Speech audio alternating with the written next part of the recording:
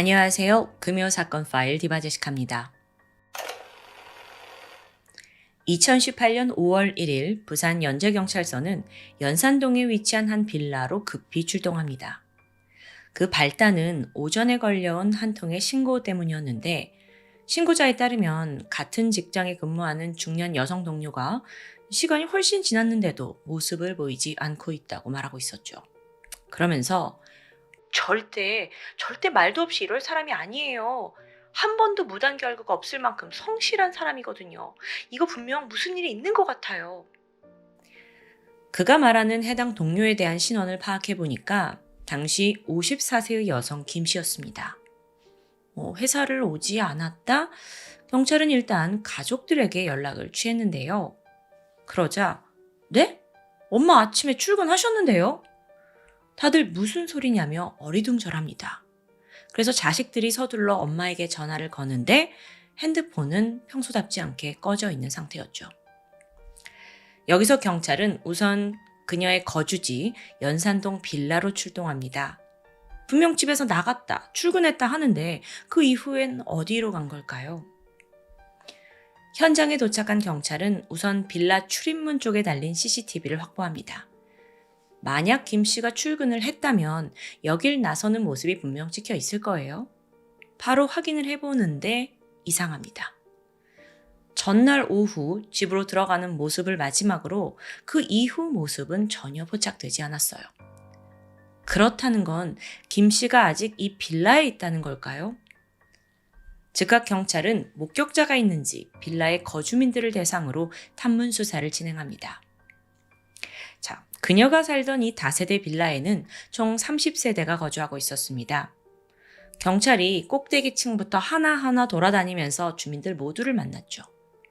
그런데 유독 수상한 집 하나가 수면에 떠오릅니다. 대부분의 이웃들이 경찰 조사에 협조적이었는데요.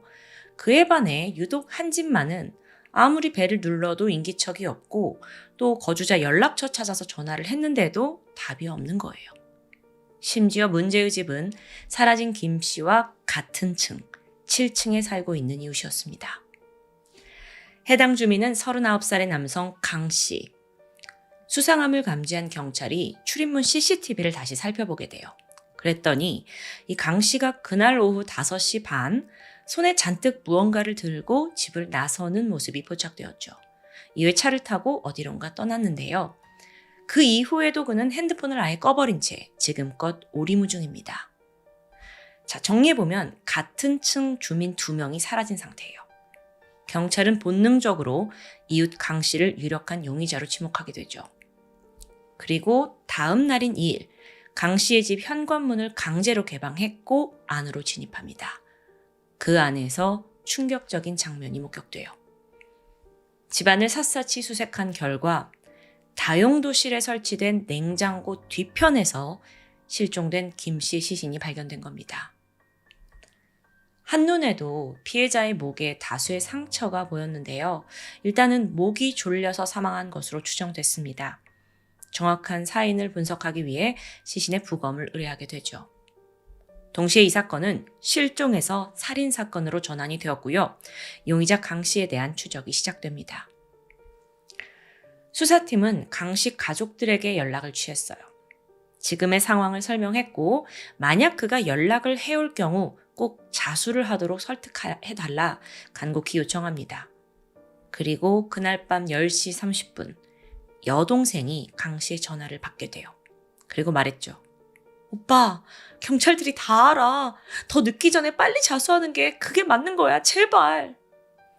이 끈질긴 설득 끝에 심경 변화를 겪은 강 씨는 결국 경찰서에 스스로 모습을 드러냅니다.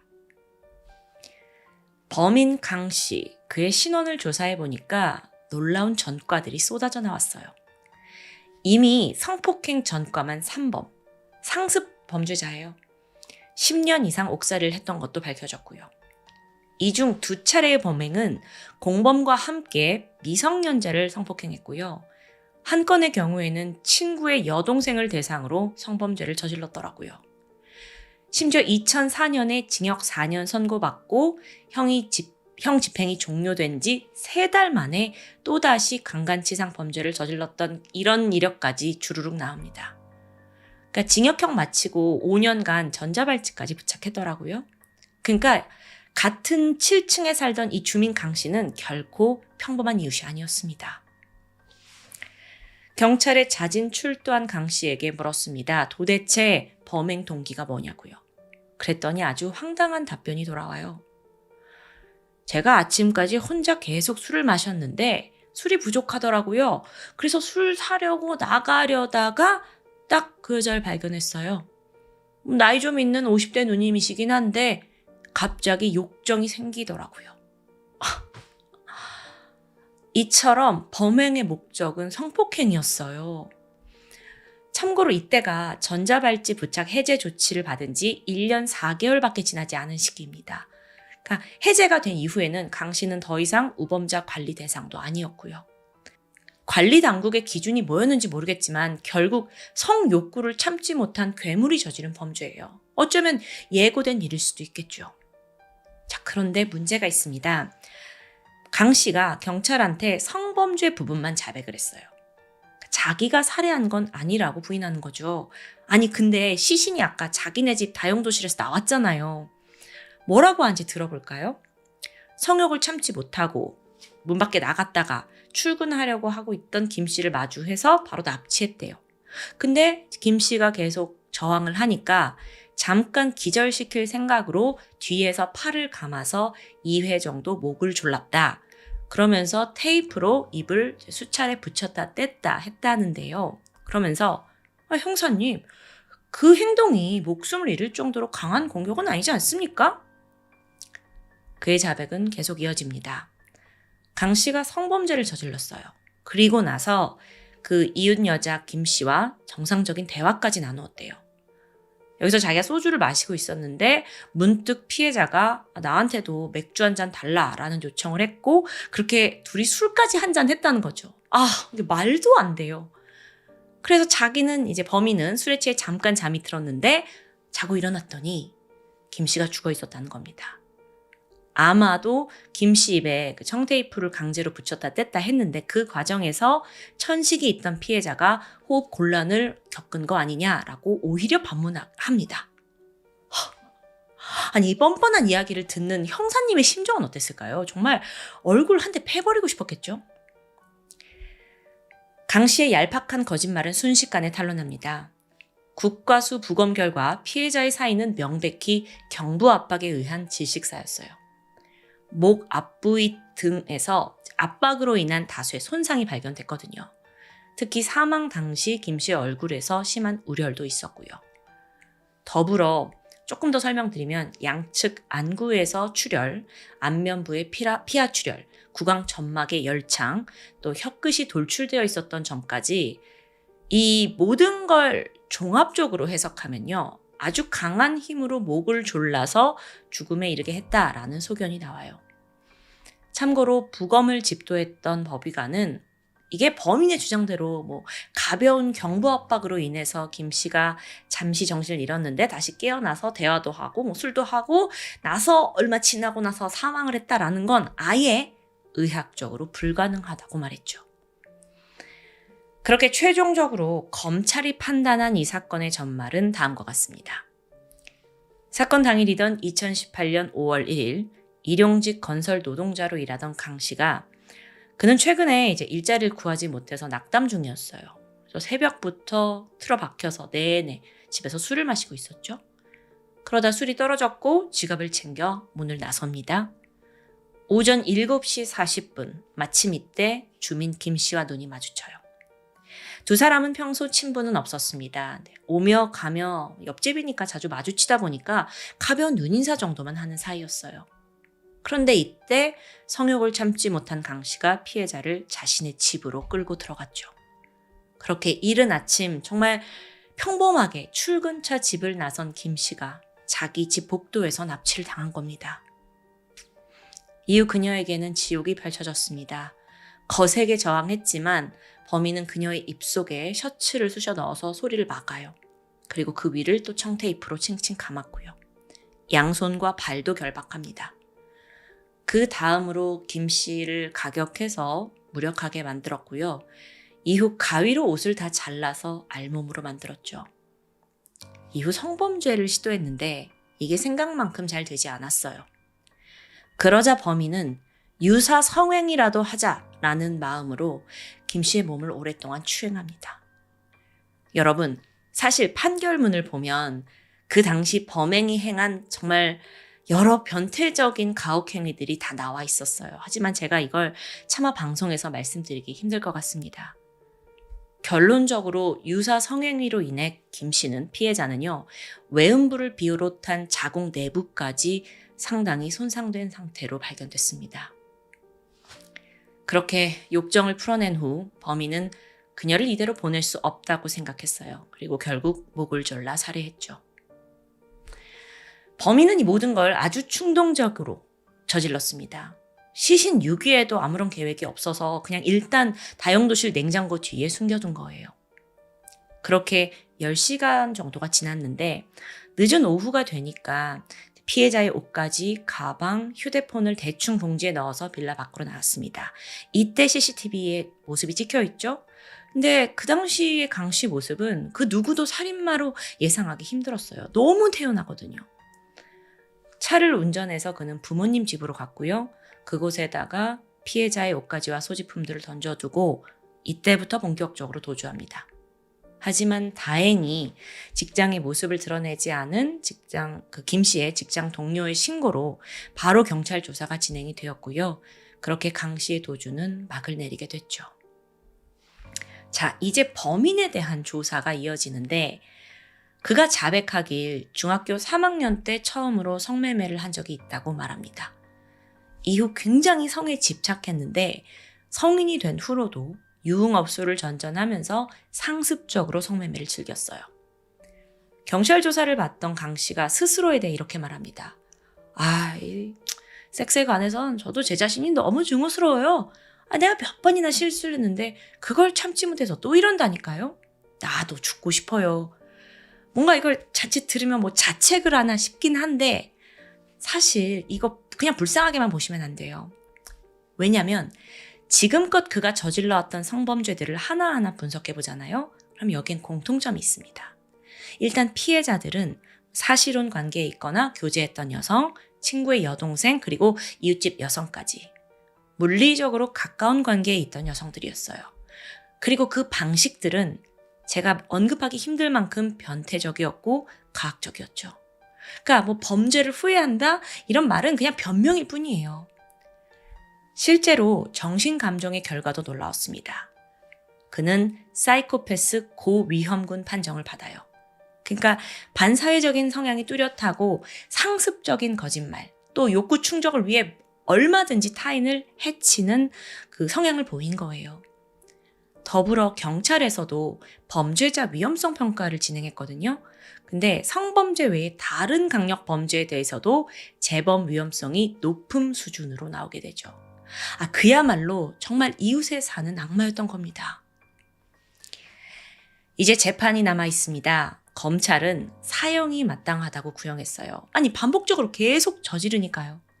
하지만 결론적으로 1심 재판부는 무기징역을 선고합니다. 그러면서 검찰이 요구했던 10년간의 화학적 거세 명령을 받아들여요. 왜냐하면 이 범행이 계속 반복적이고 또 가학적이라서 그놈의 범인 성기를 그냥 둘 수 없다라고 판단한 거겠죠. 하지만 아직 좋아하긴 이릅니다. 강 씨는 예상대로 바로 항소했으니까요. 2심 재판부는 다행히도 1심 판결을 그대로 유지해요. 강 씨는 끝까지 싸우겠다면서 대법원에 상고하는데 무기징역도 무섭지만 자기 성기가 이렇게 기능을 못할까 봐 이러는 건가요? 다행히 대법원도 우리 편이었습니다. 그의 상고를 기각했고 최종 무기징역과 함께 10년간의 신상정보 공개, 30년간 위치 추적 전자장치 부착, 10년간 성충독 억제 약물 치료, 그리고 아동 청소년 관련 기관 10년간 취업 금지, 성폭력 치료 프로그램 200시간 이수까지 원래의 판결 내용을 확정합니다.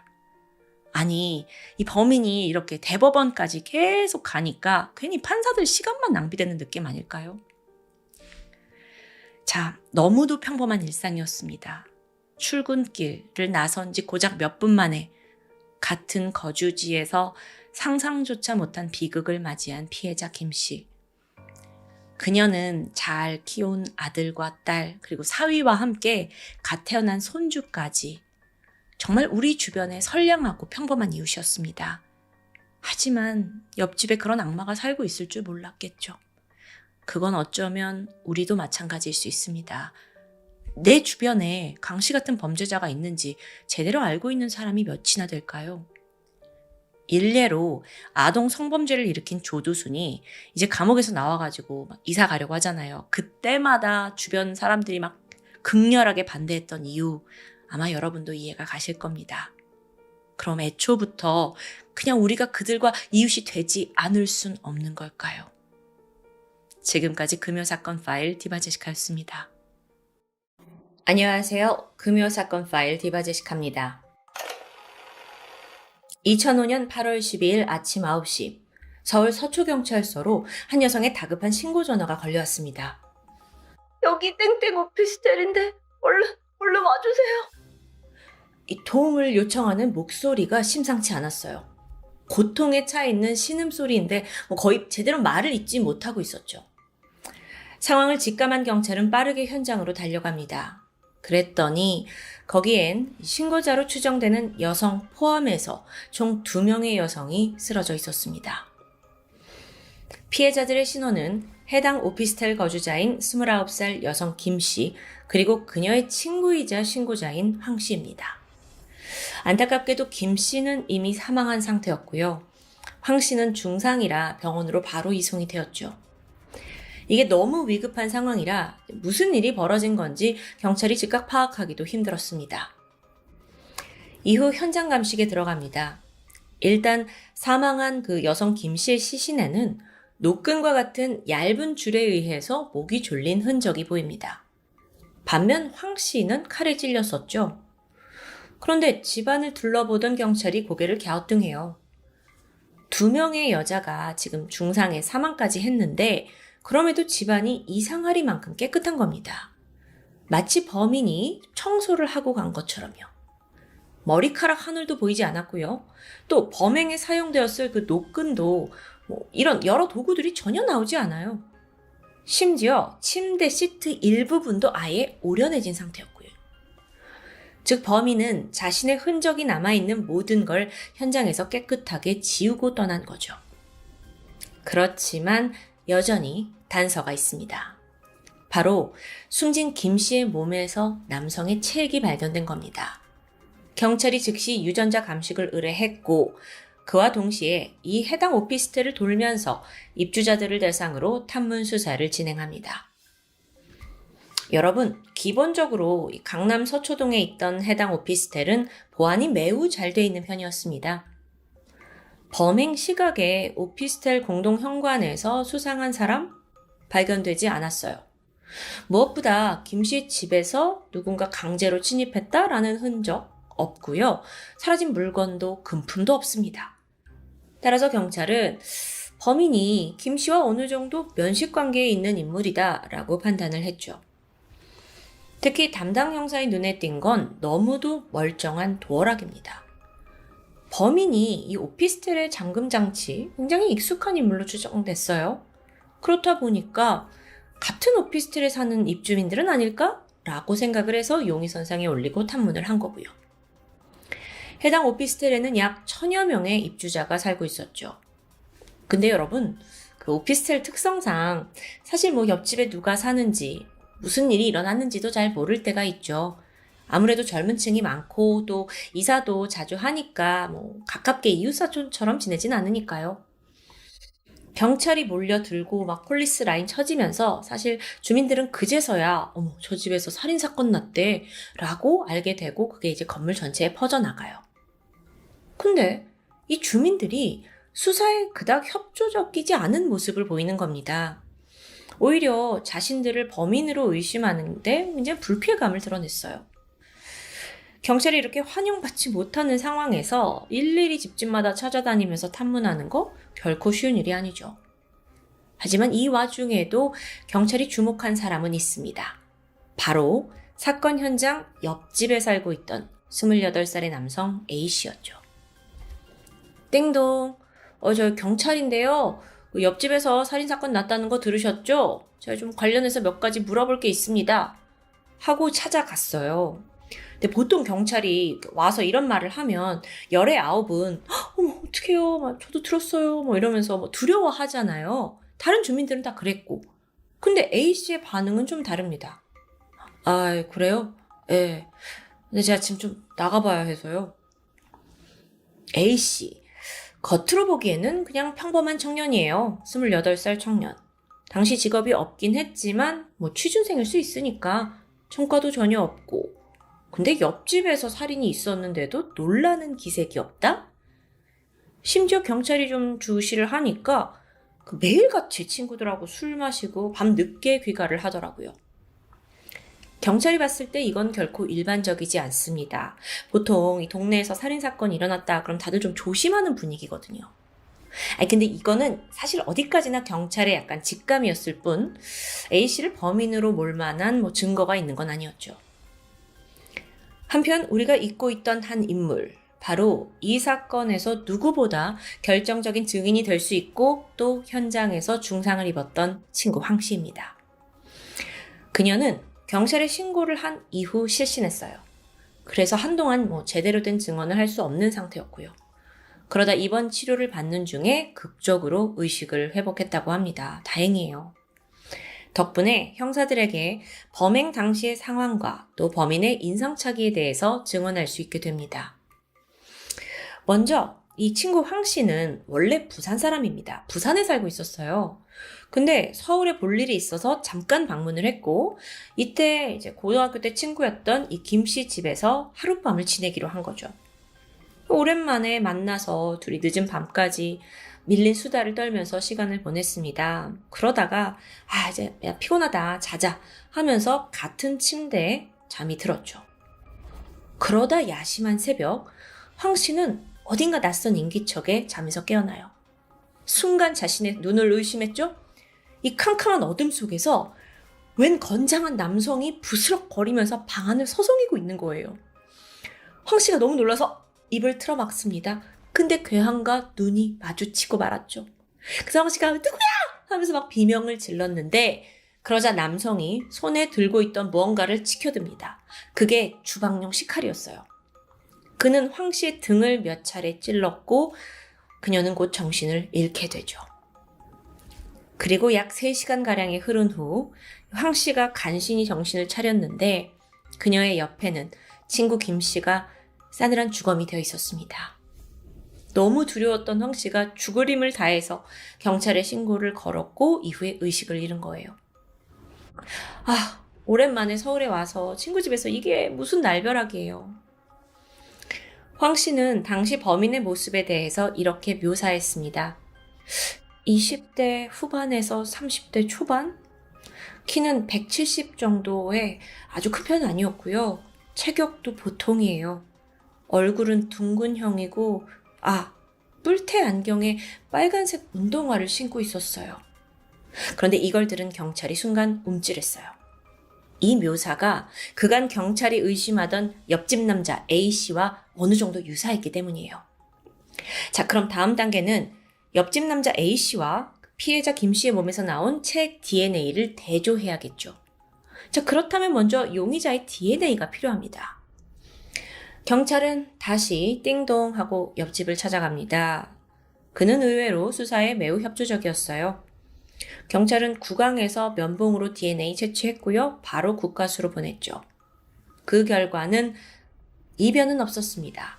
정확히 100% 일치해요. A씨는 곧장 경찰에 체포가 되죠.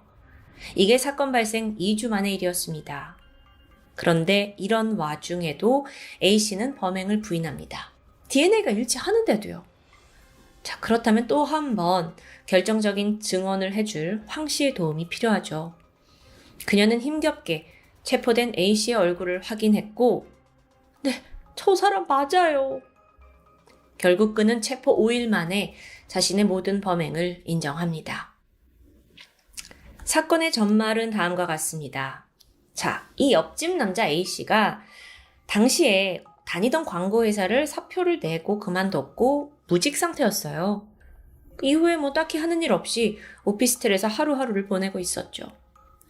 사실 그 사표를 냈던 광고회사, 거기가 벌써 6번째 회사였습니다. A씨의 나이가 28살이었으니까 굉장히 자주 이직을 한 거예요.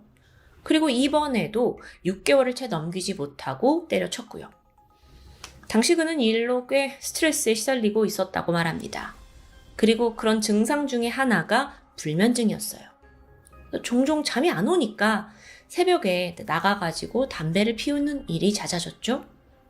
그러던 어느 야심한 밤에 A씨가 담배 생각에 또 집을 나서게 됩니다. 복도로 나와서 현관문을 딱 닫는데 습관처럼 약간 대문 앞에 우두커니 머물게 돼요. 이게 좀 특이한데 이유가 있었죠. 왜냐면 평소 A씨가 살던 그 오피스텔 현관문이 꽉 닫히지 않는 문제가 있었다고 해요. 그래서 띠리리 하고 도어락이 제대로 잠길 때까지 확인하는 습관이 있었던 겁니다. 띠리리 소리 날 때까지 이렇게 잠깐 서 있는데 그 순간 낯선 소리가 들렸어요. 남녀의 신음소리였죠. 바로 옆집인 그 피해자 김 씨의 집에서 흘러나오고 있던 건데요. 옆집 여자? A 씨는 오며 가며 여태까지 봤던 그 김 씨를 기억해냅니다. 인사를 하거나 친분이 있는 건 아니었어요. 근데 좀 예쁘장해서 볼 때마다 눈길이 가곤 했죠. 그날 밤 옆집에서 들려온 그 남녀의 신음소리는 그동안 스트레스 받고 있던 A 씨의 호기심을 자극했고 조용히 그가 그 집 현관문 앞에 가서 귀를 대고 그 소리에 집중하게 됩니다.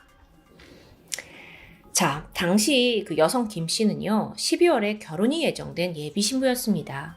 그래서 김 씨의 남자친구, 그러니까 예비 신랑이 매일 저녁 여친 오피스텔에 방문을 했죠. 둘이 오붓하게 시간을 보내고 남친은 다음날 새벽 자신의 집으로 돌아가서 출근하는 걸 반복하고 있었고요. 그런데 옆집 남자 A씨는 이 패턴을 읽게 됩니다. 정확히 말하자면 그걸 알게 될 만큼 그날 이후로 그 피해자를 계속 주시하고 또 그 집 앞에서 서성거린 거예요. 저 이거 너무 소름 돋죠? 경찰에 따르면 피해자의 집 앞 복도 창문에 담배꽁초가 수북히 쌓여 있었다고 해요. 이걸로 미뤄봤을 때 A씨가 매일같이 담배를 핀다는 이유로 나와서 김씨 집 앞에서 동향을 살핀 것으로 볼 수 있죠. 그렇게 이 옆집 남자가 알아낸 건 새벽 4시가 되면 남자친구가 집으로 돌아가고 김씨 여성 혼자 집에 남아있을 가능성이 높다라는 점이었습니다. 사건 당일 새벽 5시 30분. 그날도 A씨는 담배를 피기 위해 복도로 나왔습니다. 그리고 자연스럽게 김씨의 집 앞으로 향했죠. 근데 이날 무슨 생각이었는지 갑자기 김씨 집 오피스텔 손잡이를 돌려봐요. 아마도 그녀가 혼자 있을 걸 예상하고 막 작정하고 들어가려고 했던 것 같아요. 근데 문이 스르륵 너무도 쉽게 열리는 겁니다. 너무 안타깝게도요. 이 김 씨네 집 역시 옆집처럼 현관문이 끝까지 딱 잠기지 않는 문제가 있었다고 해요. 그리고 이날 밤 하필 도어락이 또 잠기지 않았던 거고요. 옆집 남자 A씨는 어라? 열려있네? 하고 조심히 김씨 집 안으로 들어갑니다. 평소 이웃에게 품고 있던 그 더러운 욕망을 실현할 생각이었죠. 하지만 들어가 보니까 예상치 못한 상황이었어요. 집주인 김씨 옆에 처음 보는 그 친구 황씨가 함께 잠들어 있는 겁니다. 설상가상 인기척에 황씨가 눈을 떴고 당황한 A씨는 주방에서 칼을 가지고 그녀를 무자비하게 공격했고요. 황씨가 의식을 잃었죠. 그녀가 죽었다고 생각했어요. 그래서 침대 밑으로 밀쳐냅니다. 자, 침대 밑으로 이렇게 밀쳐내니까 툭 소리가 나잖아요. 그 과정에서 침대 위에 있던 김씨도 잠에서 깨어나요.